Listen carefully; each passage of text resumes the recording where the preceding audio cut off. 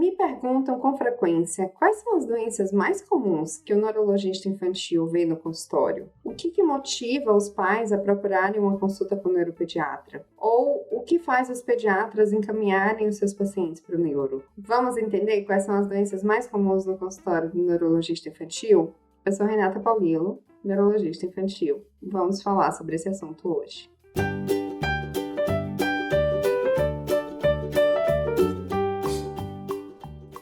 Sem dúvidas, nos últimos anos, talvez por influência da pandemia que acarretou atrasos de desenvolvimento de diversas crianças, e isso já foi demonstrado em vários estudos, os atrasos de desenvolvimento são as principais causas de consulta com o neurologista infantil. Sobre esse assunto, você encontra alguns vídeos aqui no canal, mas não custa lembrar, na pediatria e na neurologia nós temos marcos bem definidos, que são os limites em que a gente acredita que a criança precisa adquirir certa habilidade. Esses momentos bem definidos, esses limites, nos indicam que, se a criança chegou naquela idade e não adquiriu certa habilidade, existe um atraso do desenvolvimento. Por exemplo, uma criança que com 1 ano e 6 meses ainda não anda e não fala nenhuma palavrinha, tem um atraso do desenvolvimento motor e da linguagem. Quando avaliamos uma criança com atraso de desenvolvimento, vamos ver se esse atraso é específico de uma área do desenvolvimento ou se ele é global. E também tentamos identificar a causa.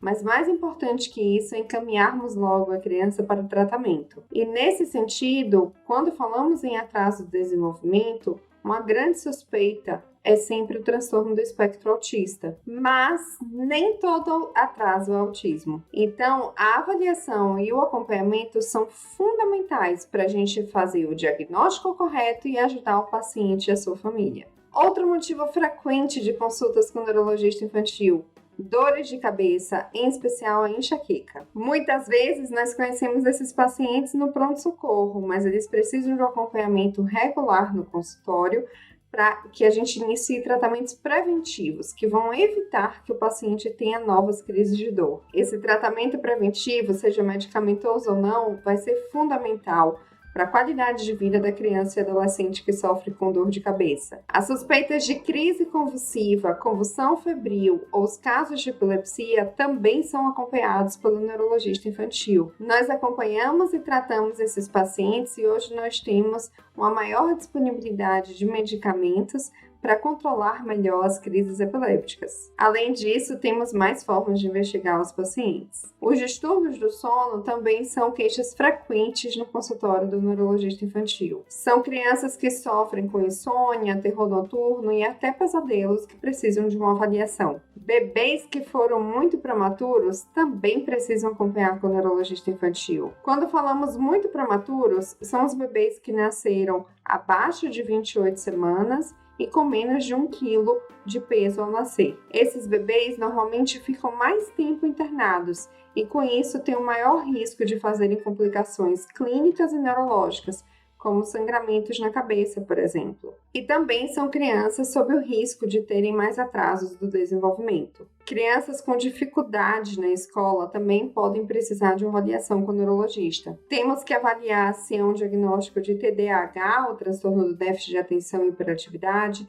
ou de dislexia, disgrafia, descalculia, ou, por exemplo, alguma outra condição como a deficiência intelectual. Várias síndromes genéticas são motivos de avaliação do neurologista infantil. Tanto os pacientes que já têm um diagnóstico, como, por exemplo, os bebês com síndrome de Down, que sabemos que tem mais chance de ter um diagnóstico de autismo, epilepsia ou atrasos de desenvolvimento, como também bebês que estão em investigação de alguma síndrome genética. E o neurologista vai ajudar na condução dessa investigação. A paralisia cerebral é uma condição que precisa do neurologista para cuidar dos pacientes. Crianças com paralisia cerebral têm dificuldades motoras, mas também podem ter outras condições associadas, como deficiência auditiva, deficiência visual, dor, alterações do sono, epilepsia. Então, essa abordagem ampla da criança normalmente é feita pelo neurologista infantil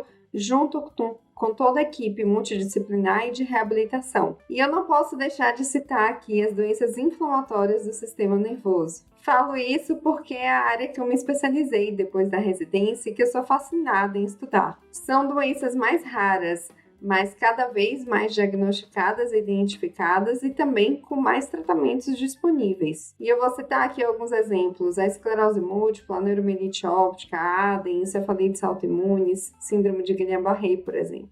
E eu queria lembrar para vocês, para finalizar, o seguinte: toda vez que um profissional que acompanha a criança, como o professor, o pediatra ou até mesmo alguém da equipe de reabilitação, falar que a criança precisa de uma avaliação com o neurologista infantil, não hesite em ouvir a opinião desse profissional. Se você ficou com alguma dúvida, deixe aqui a sua pergunta.